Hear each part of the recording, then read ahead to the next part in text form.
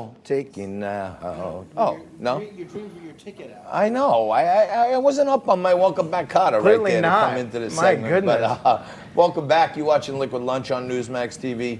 And usually every day we mix it up. We bring on a Democrat, a Republican, and independent, people of all different political persuasions. And we throw out the topics of the day. One of our favorites, who's been coming on strong lately, is Mertavius Roberts. He's a social critic. He's also a commentator heard on Sunday mornings right here in New York on AM 970. The Answer. Mertavius, you're an independent. Yes, sir. You're a minority. Yes, sir. So you're in the news all the time because the big get for all these candidates now are independents and minorities. So you're like the Daily Double. Yeah. You're both. Yeah. And many are saying as Joe Biden fades, that the establishment wants Bloomberg to emerge, to come to the top and bring all his cash to take down Trump. They've been coaching him along nicely. 5% of your murderers and murder victims fit in one MO. You can just take the description, Xerox it, and pass it out to all the cops. They are male minorities, 15 to 25. That's true in New York. It's true in virtually every city.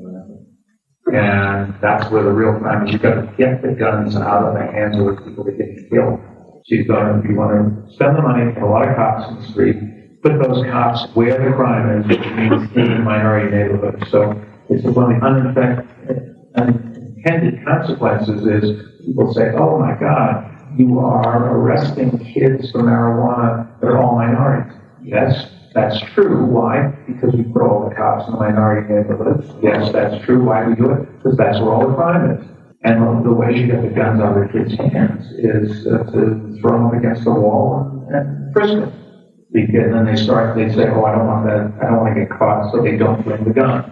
They still have a gun, but they leave it at home.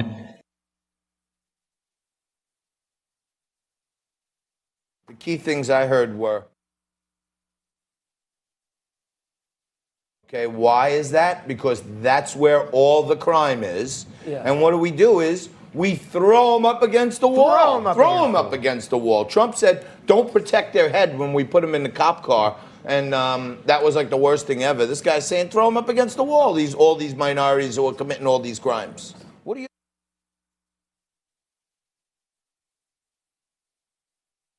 This is where I have to criticize black people. You would think that all the... How dare you criticize black people? Chill out, Frank. You would think that all the crime takes place in the ghetto and stuff like that, but that's not true.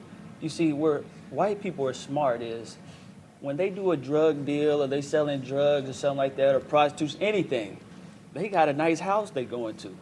So in order for a cop to bust white people, you would have to set up a sting.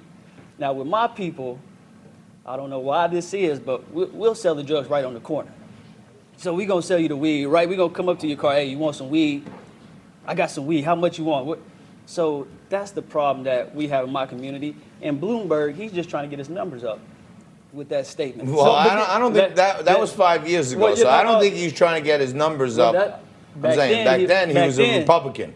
Back then, that was a numbers thing, because you go target the black community, you're gonna get more criminals, so it's gonna make you look like you're cleaning up the city.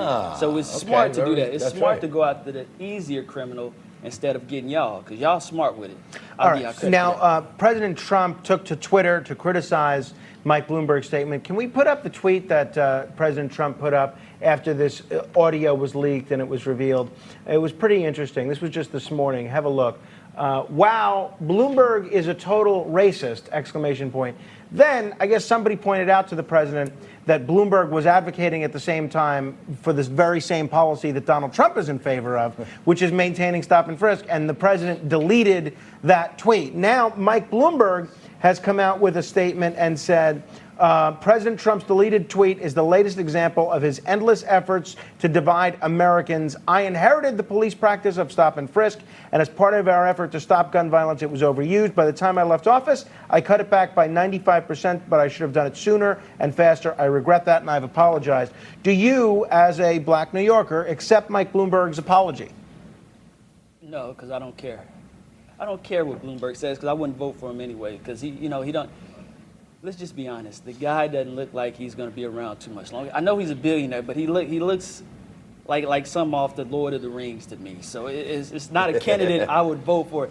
you know, we don't want to admit that, but looks do play a part in who we like to elect. You know, Obama, he looked as good as I do. Trump. Whatever you want to say about him, you know, he's got a beautiful wife. You know, he's got the image. Look at that hairdo. Look at that hairdo right here, huh? That's a good dude. You gotta admit that. You can say whatever you want about the hairdo, but he has a look. So I understand that, but I wouldn't vote for Bloomberg. So his apologizing, any of his statements, I don't take them seriously. I don't really pay too much attention to him. So his tweet that he sent out that he should have done it sooner, to me, what I heard him saying there was not about stop and frisk. It sounded like the thoughts of a man. It was kind of his philosophical thoughts are, you can Xerox every murderer. They're 16 to 25-year-old minorities. You put the cops in the neighborhoods where the minorities are because that's where the crimes are. It doesn't sound like stop and frisk. It sounds like his philosophy to me. Can he just change it like that? Will black people believe that, in your view? If you prime people, they'll believe anything. You can market anything. He can change this up quick, fast, in a hurry. I mean, all it takes is you get 50 Cent on your side or something, or you get Jay-Z, you get some big prominent figure who black people respect. Al Sharpton. You get any of these figures, and you can easily brainwash the people. Before we run out of time here, Mert, I have to get your take on another controversy, and that has to do with Gayle King. Gayle King, portion of this interview, and apparently they used the portion where she asked about his past sexual misconduct allegation. She's being criticized. Snoop Dogg essentially threatened to kill her. And this is what one of the first black crossover stars, O.J. Simpson, had to say. This was O.J. Simpson taking to Twitter to comment on the Gayle King controversy. Is this Kobe Bryant, Gayle King thing? I'm not the most objective guy when it comes to Gayle King. A few years back on national TV, she made a comment that it was inappropriate for me to be visiting my ex-wife's grave, something that me, my family, and friends on special occasions and birthdays and Christmas and stuff had done for years, and I couldn't understand why it was any of her business and why she would say that on national TV. I know this thing about Kobe, she's going to claim journalistic integrity. Whole lot of people got journalistic integrity, didn't feel that this was the right time to do that. There'll be plenty of time in the future to bring up all aspects of Kobe's life. Right now, we should be celebrating the greatness of Kobe Bryant. God bless Kobe and his family. Where do you stand, Mert? I'm with OJ. With OJ. I'm with OJ. I support that. Listen, the man was found innocent. He didn't well, do he it. was found not Are we talking Kobe or OJ? OJ, he was found innocent. Both of them were found innocent, or they, you know, it was Neither were found guilty. No, Let's go. that's- Let's go. Not- Let's Neither go. one was found innocent. Yeah, you know what I mean. Both of them had to write a pretty hefty check, as I recall. Yeah, I don't agree. Like with Snoop Dogg, his comments were a little too far, but I respect what OJ said, because why she, you know, if he didn't kill his wife, that's what he's saying. He should be able to go to the grave. Well, no, I'm not talking about the grave aspect. I'm talking about the Kobe. But he was criticizing Gayle because Gayle was always chiming in on stuff on his life. Yeah, at the wrong time that don't have anything to do with her. All right. So I'm like, once we start I'm with defending OJ, that means we're out Well, of time. yeah, when innocent Mertavius says I'm with OJ, That's it. I'm fearful for you, my friend. I'm with OJ. Nobody's really with OJ, but we're going to take a quick break right now. Thank you, Mert, for coming down. Really appreciate it. Thank you for being here through hour one. We're going to take a quick break. More Liquid Lunch right after this.